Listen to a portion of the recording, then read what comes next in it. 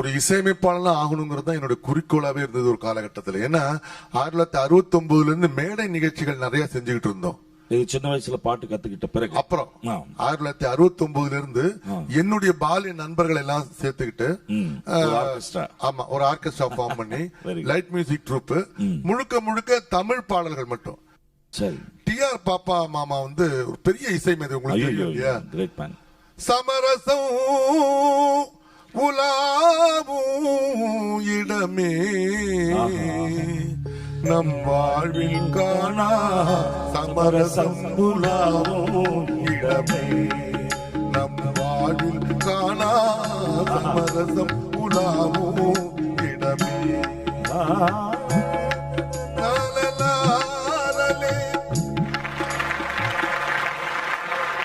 அவர்தான் எனக்கு வந்து பிள்ளையார் சொல்லி போட்டு என்னை இசையமைப்பாளன் ஆகணுங்கிற அந்த ஆசையை உண்டாக்குனதே அவர்தான்.